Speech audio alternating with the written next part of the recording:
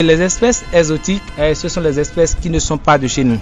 C'est des espèces qui sont importées et que nous produisons, qui arrivent à s'adapter à nos conditions agroécologiques.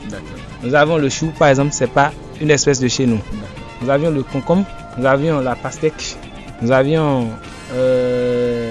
betterave, la carotte, nous avions encore le melon, nous avions le poivron. Ce ne sont pas des espèces qui sont de chez nous, mais ce sont des espèces importées et qui ici arrivent à s'adapter à nos conditions agroécologiques et qu'on produit généralement. Nous faisons aussi des espèces traditionnelles. Qu'est-ce que je mets dans l'espèce traditionnelle? D'abord, je tiens à notifier qu'en maraîchage et en horticulture, les espèces sont catégorisées suivant trois ordres. Il y a les espèces, les légumes fruits, les légumes fruits et les légumes racines. Quand nous prenons les légumes fruits, il y a les espèces endogènes et les espèces exotiques. De même que pour les autres légumes. L'exemple de légumes fruits exotiques, c'est ça que j'ai donné, la laitue, le chou. Ce sont des légumes fruits exotiques. Maintenant, les légumes fruits endogènes, nous avions le gourmand que nous appelons grande morelle. Nous avions le chayo que nous appelons basilic. Nous avons le vélonia que nous appelons amanvivet. Nous avons l'amande que nous appelons tété. Et nous avons la célosie que nous appelons le saumon. Et nous avons aussi le cléomé qui est généralement produit dans le koufo que nous appelons akaya. Ce sont les légumes fruits dont nous disposons, les légumes fruits endogènes. Les légumes fruits, nous avons le piment qui est plus produit.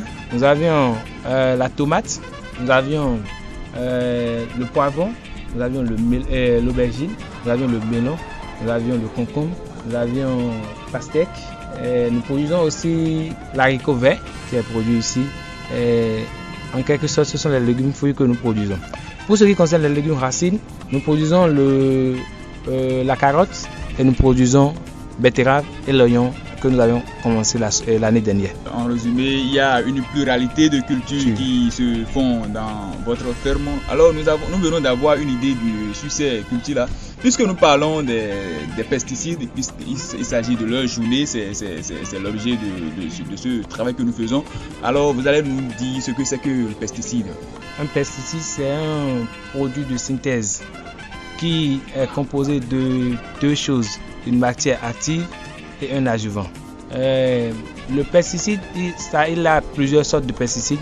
Nous avions les pesticides qui luttent contre les insectes, il y a les pesticides qui luttent contre les maladies et il y a les pesticides qui luttent contre les nématodes, les acariens et autres. Alors qu'est-ce que vous mettez dans les matières actives du pesticide?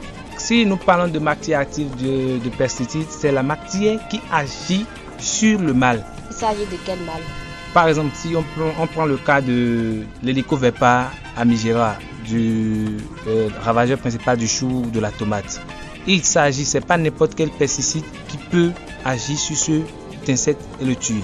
Donc il y a des matières actives des molécules, des composés qui doivent agir sur le système immunitaire de cet insecte pour inhiber sa reproduction, inhiber son développement, le tuer en quelque sorte.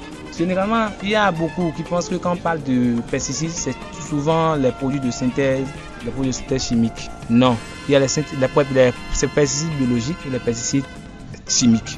Quand on parle de pesticides biologiques, de chez nous on peut rester ici et produire des pesticides.